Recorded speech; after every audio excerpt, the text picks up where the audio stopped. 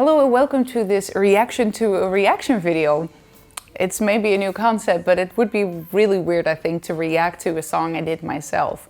However, I'd like to let you know I've been enjoying a lot of the reaction videos out there. I think it's great that Ghost Love Score was picked up by the masses, really, and yeah, I just wanted to give you my personal insight behind this song. Now, I'm not going to run through the whole thing like in a regular video, because what am I going to say? Oh yeah, I remember doing this or that, or yeah, you know, it's me doing this with, of course, my brothers in arms in Nightwish. So I'd like to kind of give you a bit of the technical behind the story kind of thing, and maybe a couple of memories that pop up. We're going to listen to Ghost Love Score version of Wacken Open Air. So that was 2013. It's quite a few years ago, but as far as I know, it's one of your favorites. So that's why we go through this song. And I'm not going to start right from the beginning. I'm going to start where I start singing. And well, I'll be reacting a little bit to that. There we go.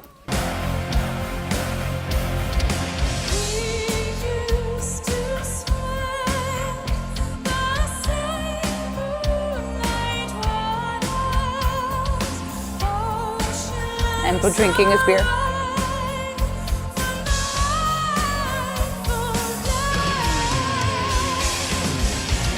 Okay. First of all, Wacken Open Air. 80,000 people in front of me. Yeah, I was a bit nervous. It was one of the biggest things that I've ever done, and at that time, the biggest thing. I knew we were recording it. Yeah, the pressure was so humongous, and it was fantastic to just come out on stage and feel like the music just took over and we were going to play this song. And, you know, of course, this was towards the end. The whole show was just magic, and I'm still so proud of how this song turned out. Now, in this very beginning, you have all the excitement that comes with this song, the anticipation of it. Now we're going to do it. But still, I need to sing quite little. I can't just, whoa! It has to be delicate. So that would be one of the biggest challenges, to kind of get all those feelings into singing the right words and with the right emotion without overdoing it. And yeah, that comes with a lot of control, both up here as physically, because I don't want it to sound too massive. It needs to start delicate and light. And from there we go into this part.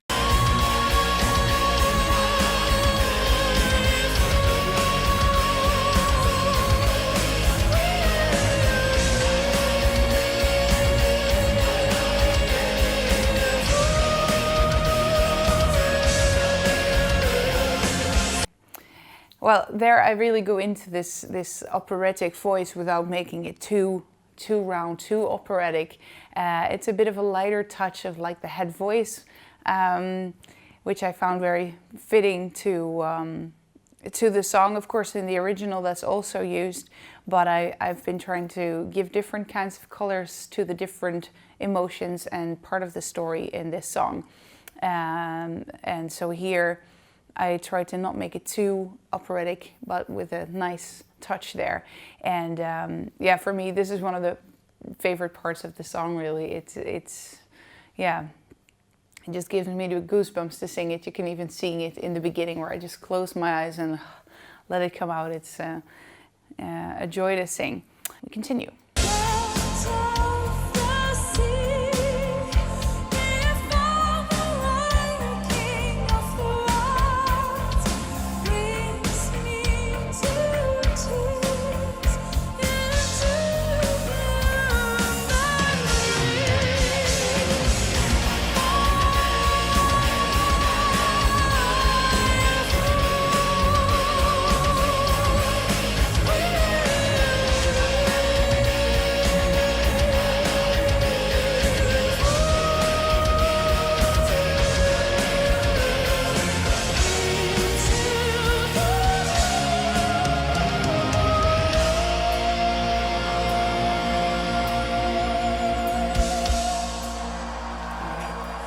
I just love the way that Empu comes by and just touches everybody in a small little gesture.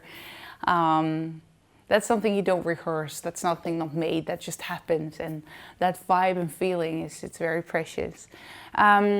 actually in the singing way, it continues in a delicate balance between expression and not too heavy singing. So I want to really tell the story and use a lot of dynamics and shifts in vocal styles and types to color, as you hear. And maybe also that the second time that these long notes come over the choir part, I start singing a little bit stronger and a little bit less operatic, until I go towards the end to the Blue Memory, where I really power up a little bit to then put the brakes back on and just slide into the next tiny part that comes now.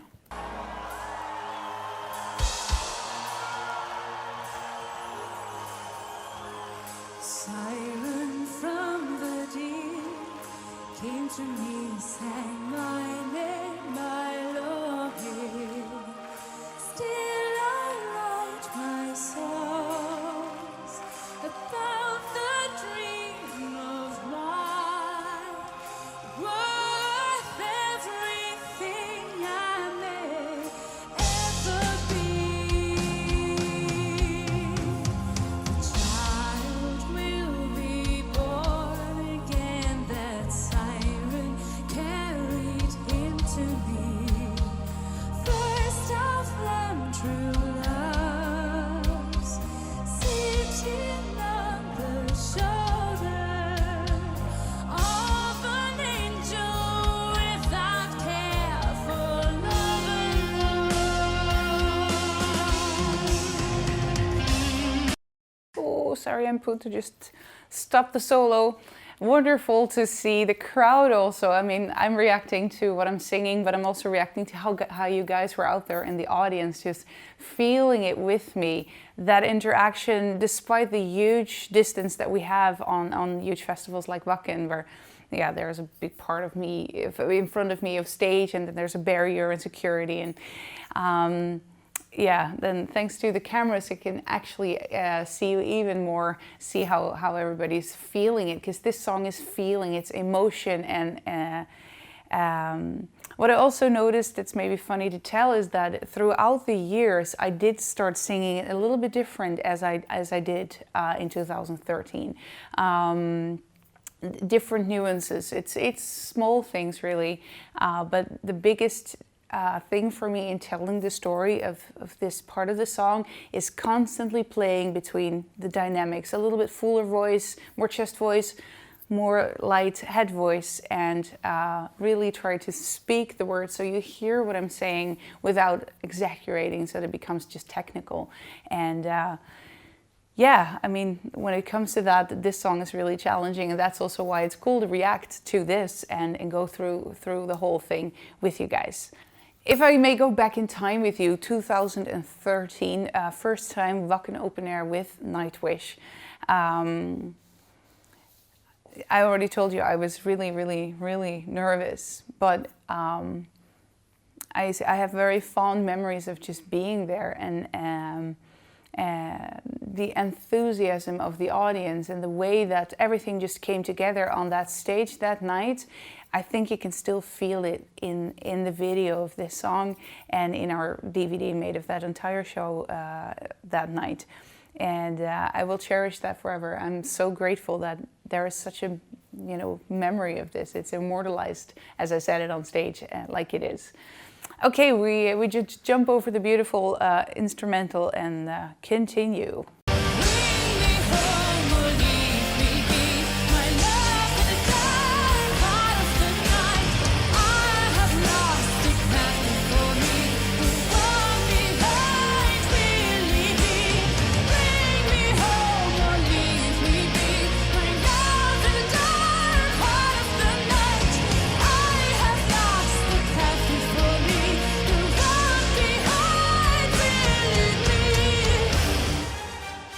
All right, more expression, more power.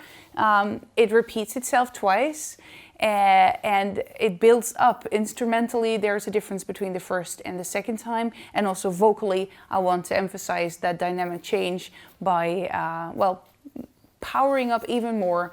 And it just has this really nice groove and feel to it that's really, I want to pick that up in the vocals too.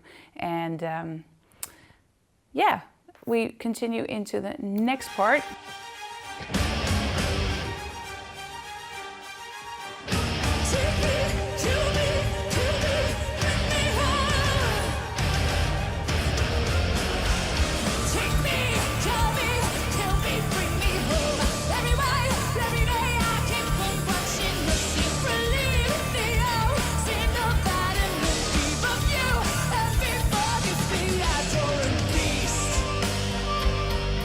All right, that was a little bit of heavy opera singing along with the choir, and a very expressive, almost theatrical. Okay, the dog just sat on the light. All right, a little bit of opera, very dramatic, very almost theatrical part in the song where expression and power just needs to be there. And yeah, you can really feel that the whole song is building up. I'm shifting from a very strong operatic voice to a full chest voice or belting voice. Before I continue talking about this particular version of Ghost Love Score, I have to take you back in time before this actually was recorded, and to how the ending of the song came to be, because it was a spontaneous thing. I don't know if I must have told you in an interview here or there, but before I joined Nightwish, this was already one of my favorite songs. And I always heard things in the end that I kind of sang along. If I ever sang along with a song, it kind of freestyled into that direction of what it became. And as soon as I started to get more comfortable on stage and knowing the songs with Nightwish, I started to kind of freestyle during the rehearsals during the day, or like with sound checks and stuff. And at some point I just went for it. And I didn't do that before because I didn't feel comfortable enough with what I was doing myself. Nobody was holding me back or anything. But as soon as I started, freestyling, the rest of the band was like, that's kind of cool. We can try that tonight on the show. And so I did. And one of the first times I really sang it was in South America, with that first tour we did together, and it just exploded. Everybody loved it, and it sort of fell into place, and it became my own version of the song as a natural development into this song. And I know now, many years later, it really became such a thing that, Ghost Love Scores for always on our set list. And I think that's super cool. So we'll continue into the 2013 version of the Wacken show.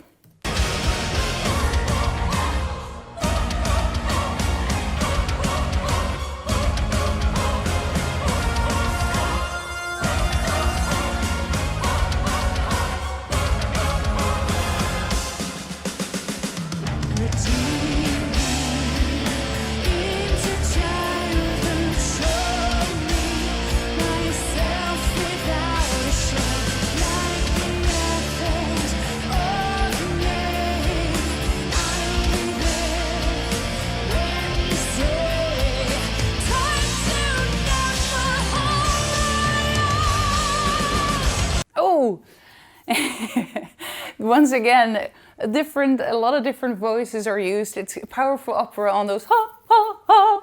To get the timing right was a little bit of practicing, because you really, really want to just do that right. And now it's just embedded in my system. But powerful opera needs to be pushed out immediately. And from that energy back into Redeem Me, it's almost a little bit low for me, like below where my power is in my voice.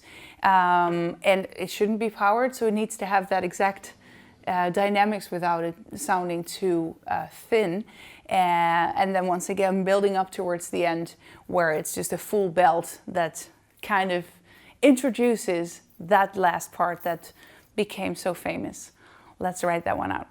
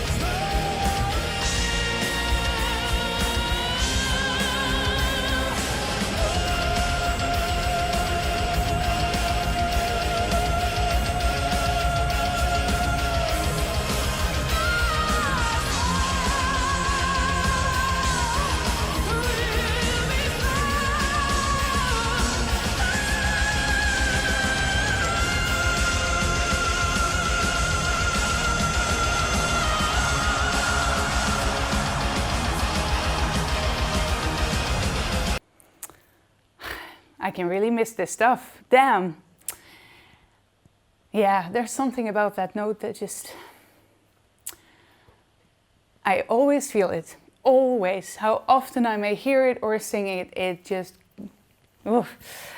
I kind of visualized, because in the beginning I keep it a little bit smaller, and then on that long note I build it up full force opera with everything I have, and then comes the tricky part to switch from that operatic voice on the same height to a full belting voice. That I personally always find a little bit exciting, because you really want to have it right. You don't want the voice to kind of... And of course, when the high note comes, it needs to come. It's only cool when it's really there. And I'm no machine, so it doesn't just always happen.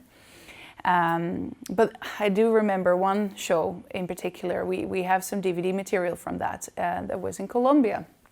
We played a show there, and we were going to record everything for DVD. We recorded a lot of it, but I became sick, and my voice was basically gone. During the day I had high fevers and my whole body was basically shutting down, and yeah, it was really like, let's see how it's gonna be, because if you can barely stand without feeling like that of the fever, then how are you gonna perform a 2-hour show?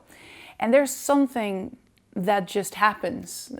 Troy in our band calls it Dr. Theater, that comes up.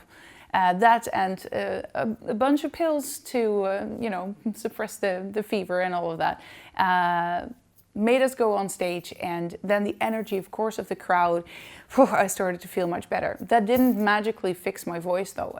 It was still having a hard time with especially with the high belting notes. So this song was really like, let's see how it's going to be like.